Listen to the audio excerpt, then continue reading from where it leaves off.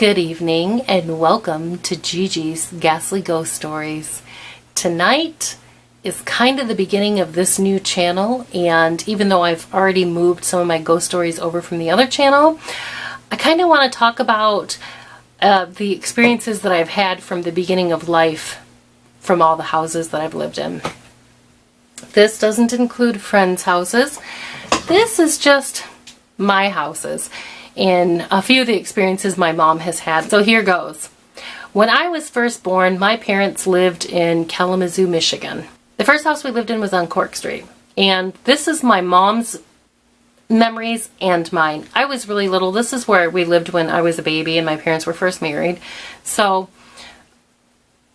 at some point, my mom, when I was really little, my mom would hear noises and she would hear things coming from the attic of this house all the time.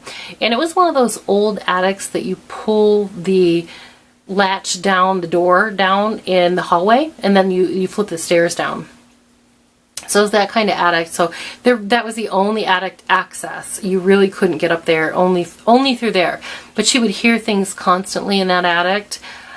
She would also hear things in the basement, and at some point she called the police thinking that somebody was actually in the basement, and when the police would get there, they'd check everywhere and there'd be nobody there.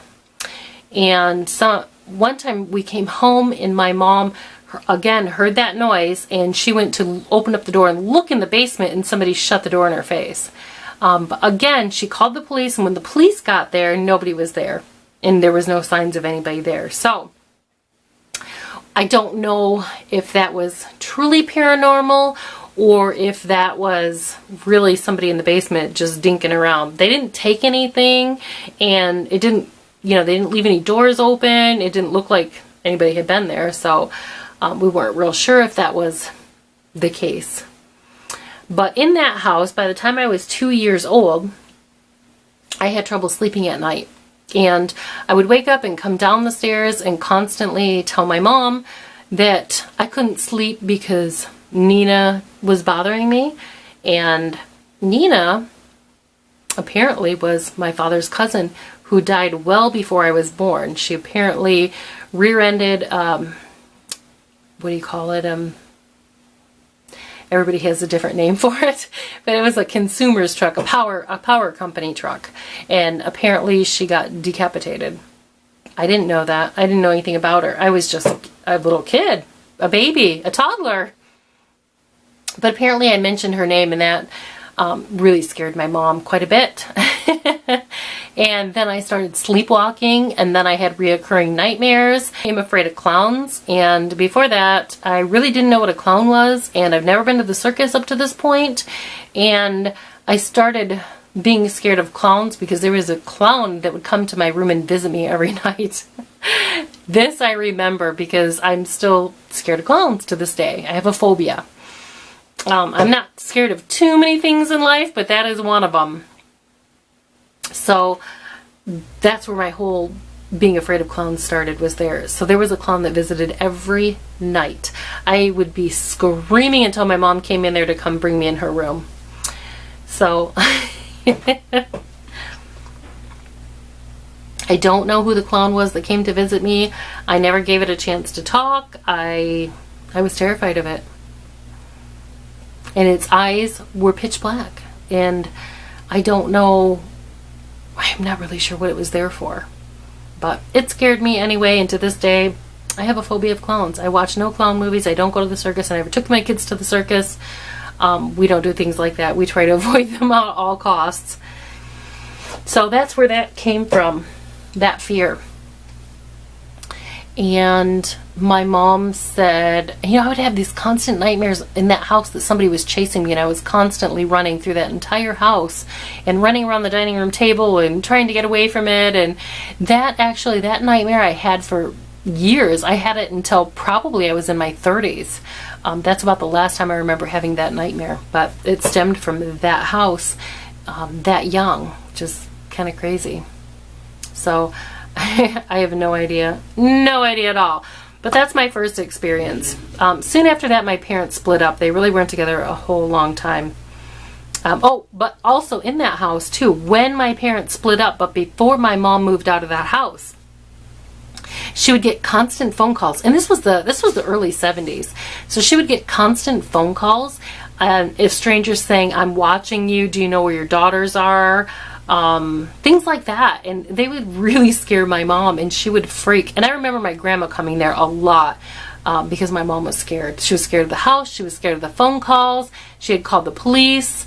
At some point also, my mom had a slumber party for her sisters.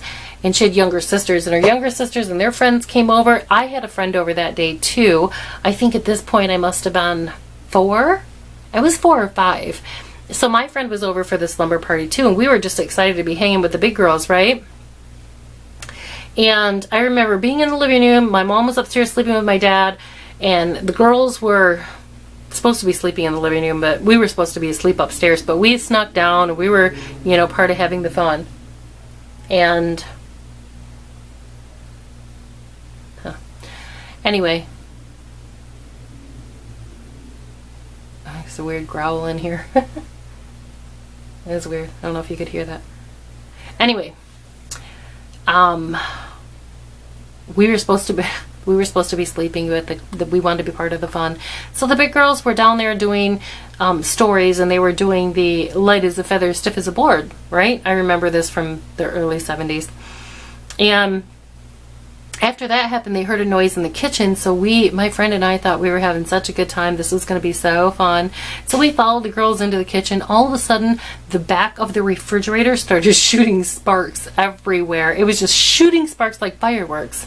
And the girls started screaming and running. And of course, I didn't understand the seriousness of a refrigerator shooting sparks. So I thought this was all fun and games. So, you know, we were hot on their heels, running up the stairs after them. But we're giggling and laughing, thinking it's a good time because we're only 5. I don't know whatever came of that because, you know, I was just a little kid. But, oh, gosh. Funny. That was kind of funny. But how scary. And for them to be doing this light as a feather, stiff as a board, and all of a sudden the refrigerator throwing off sparks. Kind of strange. Anyway, so that was my very first house. Then we moved to, I'm trying to think where we moved from there, an apartment. I don't remember much about the apartment. I don't think it was scarier. I don't remember anything happening in that apartment. But then we moved to, at some point we moved to this other house on Riverview in Plainwell. And it was on a big curve. And I'd heard some people refer to this as Dead Man's Curve, but not until after we lived there. So by the time we moved in this house, I must have been 5th grade-ish in this house. I'm trying to think. Maybe it was 3rd grade. I think it was 3rd grade. I don't remember. Anyway, so we moved into this house. This was another very haunted house.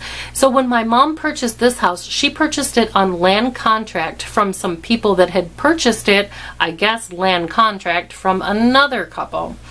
Well, another lady. That lady apparently had a husband who was wheelchair bound. And I think his legs were paralyzed or something. I don't know. But he was in a wheelchair. And he was very unhappy, and she apparently had taken a boyfriend and moved a boyfriend into that same house, and she kept him locked up in the room, in the upstairs front of the house. This house had an upstairs on 2 sides of the house that were not connected. So you had to take that staircase to go to that side of the house if you wanted to go up there. So this particular staircase was at the back of the house, so she kept him at the back of the house on the 2nd floor. And she was staying at the front of the house on the 2nd floor. Well, when we first moved in, initially, I think my sister and I our bedrooms were in the front of the house. And then at some point, my Aunt Penny left her husband and moved in with my mom. And my mom and dad were separated, were on and off, whatever you want to call it. So my Aunt Penny moved in with my mom. So she took the front of the house and my mom took the back of the house. Well, there was 2 bedrooms or 1 huge bedroom that my mom separated into 2. Well, that happens to be the area that the man who was wheelchair bound shot himself. And when he shot himself in that stairwell of that house, the people who bought it land contract from them, that my mom bought it from, were still cleaning up bone fragments and blood and things like that from the stairwell area. When we moved into that house, like I said, we were initially in the front of the house, and I don't remember much from the front of the house, but by the time my Aunt Penny moved in, and my mom moved us to the back of the house with her on the second floor, so we kind of shared a bedroom with my mom. And my mom obviously didn't go to bed at the same time we did. She'd put us to bed early, but my sister and I shared that little bedroom, and we would constantly hear footsteps up and down that stairwell. And we were terrified. It was just weird, and that house had a very heavy negative feel to it. And a lot of bad things happened in that house, life-wise, a lot of changes. My parents were on and off, and in that house they got into an explosive fight, and my dad happened to be drinking that night and tore the whole house apart, broke out the windows, broke all the furniture, you name it. It was bad. It was a really bad fight between him and my mom, and that was the last night he ever lived with us, and he was gone after that. But it was kind of, like I said, it was kind of on and off, what I can remember. Their relationship the whole time I don't think was very good. But anyway, so there was a lot of negativity in that house. That guy had killed himself, and then my parents' relationship finally ended for good in that house. And you always heard stuff. You always felt like you were being watched. But while my dad was still there was one night. It was really late at night. It was actually probably the middle of the night. And my mom said she heard a big screeching and a loud bang, and she looked outside and all she saw was smoke. Well, my dad looked out the window and he saw a man in a white t-shirt standing next to this crumpled car. So my dad said, "Oh, he's out there. He's alive." So my dad ran out there. And he saw the guy in the white t-shirt run away, or he thought was running away. But by the time he realized it just kind of like faded into the distance, and obviously it wasn't a man that could run that fast. The dead man in the car was wearing the white t-shirt. So I think my dad just saw the spirit leaving the body and didn't realize that's what he was seeing. But that car crashed right in front of our house, and that guy died. He'd taken that curve way too fast. It was awful. We had a lot of pets get hit by cars on that road. So we lost a lot of pets. Let's see. Another time, that's when I actually got my wrist slit. I was playing with the kids in the garage. We probably shouldn't have been. My dad had a bunch of tools in there, but there was a window in a frame. But there was a whole frame, and I don't know why, but I picked the whole frame up, and the glass window part came out of the frame. When it did that, it slit my wrist. It cut so deep I hadn't noticed that it did this to me until I put the window down, and I thought, ooh, I'm going to get in trouble because this window came out. They're going to think I broke it. So I put the window back, and then my arm was tickling all the way down to my elbow, and I went to scratch my arm and realized I was bleeding and my wrist was wide open. So I ended up in the emergency room, and anyway, big scar till this day. But just, there's a whole bunch of really bad, negative things that happened in that house. My mom says she heard a lot of strange things in that house. And she said when she was in the bathroom once, she spilled a bottle of iodine, or I guess dropped it and it splashed up against the wall. And she said she couldn't get all the iodine off the wall. She said it kind of soaked right into the wall, and she's wiping it and trying to clean it. And she thought, oh, this is really going to stain for a long time. And she was upset that she had spilled the iodine on the wall. And she said when she woke up in the morning and went in the bathroom, the iodine was gone. It was not on the wall anymore. So I'm not really sure how an iodine stain just disappears into a wall for good and nothing's left, but apparently that happened, and that kind of the iodine thing stuck in her head. But yeah, that house was very negative, and it really made my dad a crazy person. Scary. Scary. You couldn't do anything in that house without feeling like you were being watched. Anyway, when we left that house, things were actually a lot better in our life. That just was such a negative place, negative time. I'm sure I'm missing a whole bunch of things that really, that happened, but that's all I can recall from that house. And I asked my mom about it too, and she said the same thing. That's about all she can remember from that house. But she said it was a very negative place for her too. So we lived in some other houses after that. But when my mom bought a house in Kalamazoo, and it's a nice house, but my mom completely gutted it, remodeled it, turned it into a really beautiful house. And that house had a little old lady in it. And you know, it wasn't necessarily a bad thing, because not all ghosts are bad, you know. But I moved in with her when I had my divorce. I moved in with her with my children. And we occupied the basement. They had a big, fully finished basement. It was beautiful. And it had a couple bedrooms in it. So the kids and I stayed in the basement. But when we were in the basement, my parents wouldn't be home. You could hear this lady giggle all the time, mainly in my mom's bedroom. And it's kind of funny, because you could hear her, and I would always tell the kids, can you hear her? You know, and the kids would be kind of like, wow, you know, that's crazy that you could actually hear her giggle.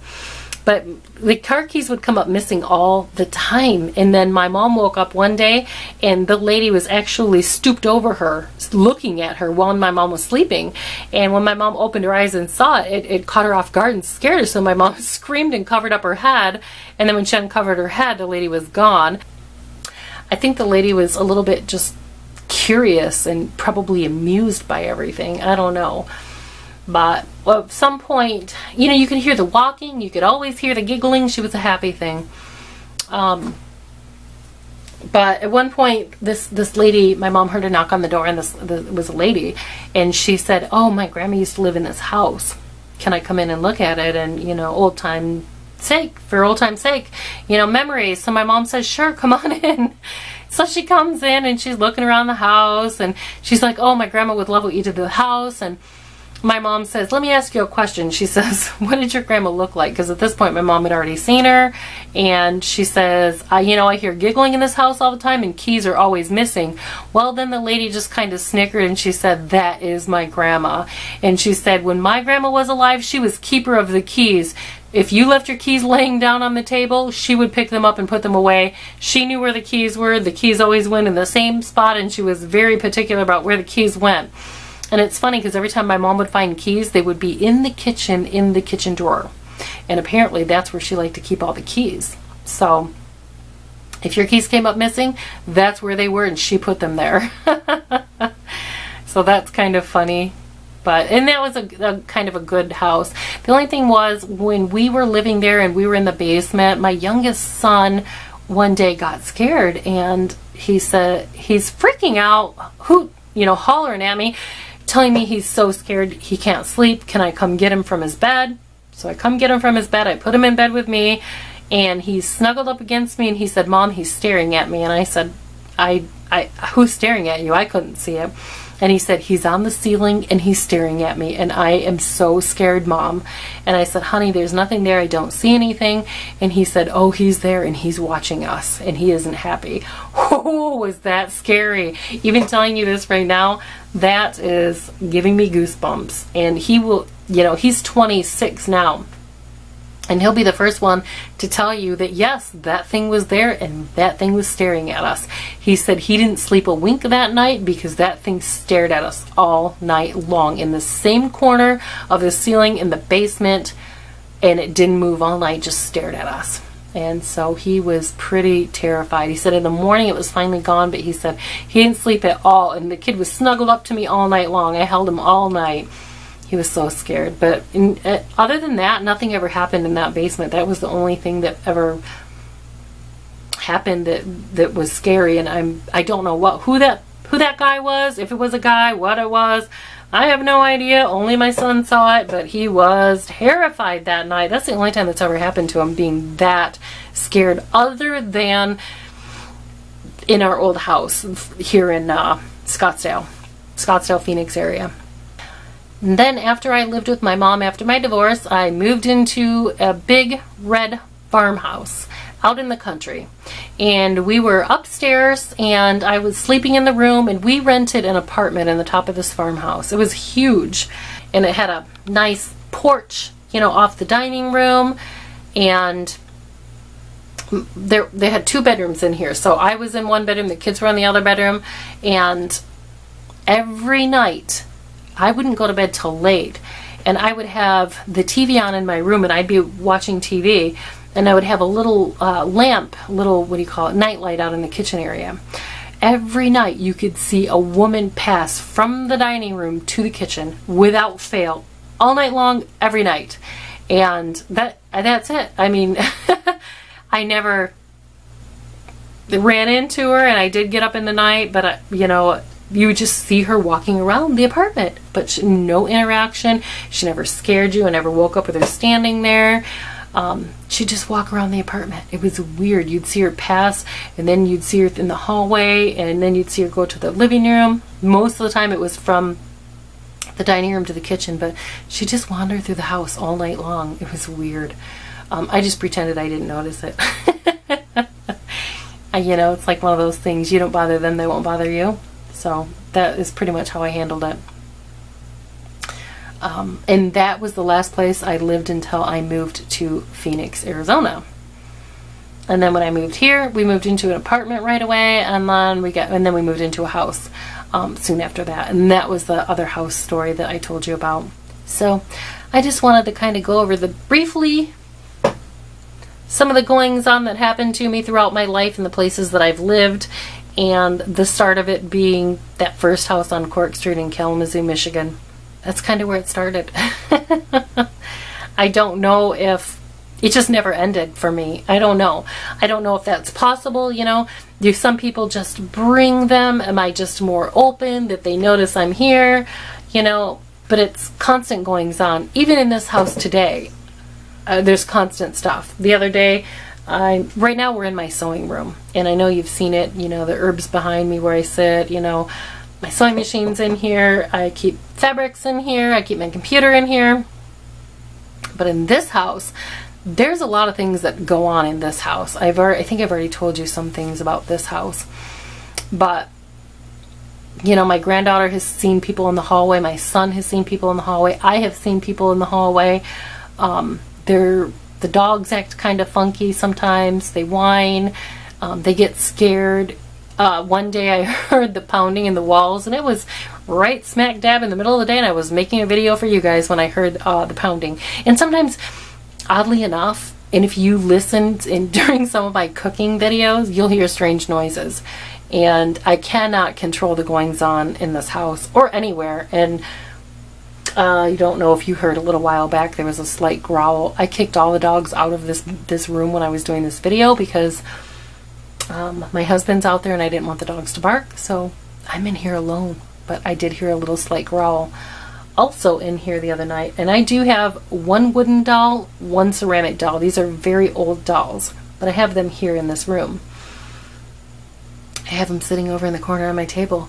I was on the phone with my mom 2 nights ago. I heard music playing, like a child's toy playing. And I said to my mom, "Did you hear that?" And she said, "No." And then it stopped, and I sat there for a minute. I started hearing it again, so I took the phone away from my ear and held it up for my mom. And my mom says, "Oh my God, that's so creepy." And I said, "I have no idea where it's coming from. I don't have any toys in here.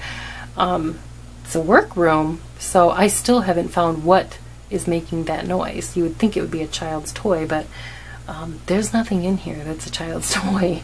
So I don't know what that noise was. But this room in particular has tons of stuff happen all the time. This is the room that I shut the door so the dogs don't come in here, because I've got some boy dogs, and if there's fabrics hanging, you never know if they're gonna pee. So I never let them in here. I don't trust those little buggers. So during the day, if I'm in here, I'll leave the door open and they can come in. But when I'm cleaning the house or I'm doing a video for you guys, a cooking video, I will shut the door and all of a sudden this door will be open. Literally, you will hear this door open back up all day long. I will walk down here, shut the door, make sure it's latched, and at some point you will hear the door open up again. And even my grandkids, my granddaughter's always like, "Gigi, your door's opening again." And it's just a constant. So we're used to it, so it's not something that, I'm scared of.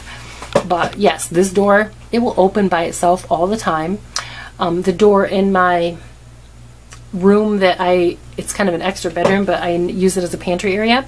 That door opens all the time, and that door will open and the dogs will stand in front of it and stare.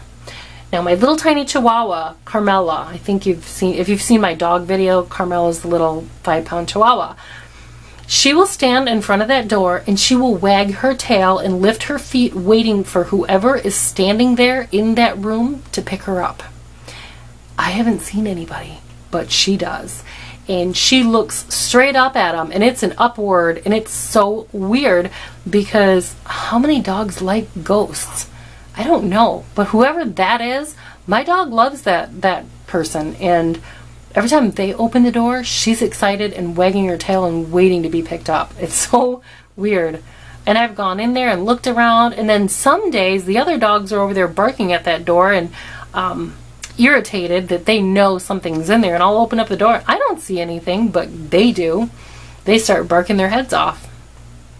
So I don't know why she likes that one, but they don't, or if it's a different one at that point. I have no idea. But those things happen here on a daily basis. Nothing like the other house, nothing so scary that I feel like I need to call a priest in and, you know, exorcise my house or anything like that. That's just not the case. But let's see what happened the other night. I always try to save up things to tell you about this house, but I can't remember. But you hear like whispers all the time. You hear talking in this house. You hear little kids laughing. It's a constant, and it's usually all day long. And when I'm making videos, I am so surprised that you guys don't hear weird things. One day I was in here making a video. I called my daughter-in-law, and I was talking to my daughter-in-law, and I was editing a video at this point.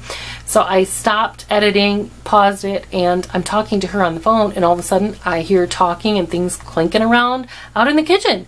So I get up and I said, oh, hang on, I can hear something weird in the kitchen. So I said, hang on, but I took my cell phone with me and I kind of had it down, you know, just walking through the hallway. By the time we get to the kitchen, I don't hear anything or see anything. And the dogs are, again, like, they're all pasted up against the couch. They do that when they're scared. And so I picked the phone back up and she says, oh my gosh, I can hear it. And I said, what are you talking about? And she said, when you walked through the hallway, she said, I heard growling and I heard these weird low voices. I did not hear them, but she did through the phone when I was walking. So I don't know. I don't generally hear the low voices. I guess if I use my camera more or my phone, I'd probably be able to record them. I don't want to. I honestly don't. I don't need a recording like that. I can tell you that. But the day I heard the pounding in the walls and the dogs were so scared, they came running up and they all landed on the couch lined up, and I looked at them, they looked at me, and I said, don't look at me, I don't know what to do. None of them made a peep. No bark, no growl, no nothing. They did not make a sound. They were scared. I could see they were scared. I was scared. I was caught off guard. Those were loud bangings in my walls. That happened several times that day. Hasn't happened since. The doors still open by themselves, but I haven't heard that loud banging in my bedroom on the walls. So that's a good thing. So anyway, that's pretty much, I think, everything up to now. I think I told you my carport door opened, and that's the door I hear the constant knocking and tapping, and I always think somebody's here, and I always hear the screen door open and shut even though I keep it locked. But constant tapping on that door all day long, and I'm in the kitchen making videos. I can hear that tapping. I can hear the little knocks. I can hear people whispering and talking outside that door sometimes. It's so weird. So anyway, this house is always active. Not really bad active, nothing really scary, just, you know, things you notice all day long. But it is, again, all day long. I don't know of any hauntings that just happen at night. If you got a true haunting, and it's stuff that goes on all day long. I mean, at night sometimes it might get a little worse, but it's an all day thing, you know. It's I'm here all day by myself, and I can hear it going on all day long, and so can the dogs, and most of the time it just freaks them out, and they come out and sit on the couch and be very quiet, but with their little ears alert like, ooh, what's going on? Well, I think I'm going to end this here and get this uploaded for you guys, because I'm a little late. I just got out of the swimming pool with my granddaughter, so I'm going to get this uploaded for you so that you can see this tonight. Anyway, if you liked the video, please give it a thumbs up. If you haven't subscribed yet, please subscribe. It really helps me out a lot, and I sure do appreciate your support. Thanks for watching. I'll see you next Saturday night.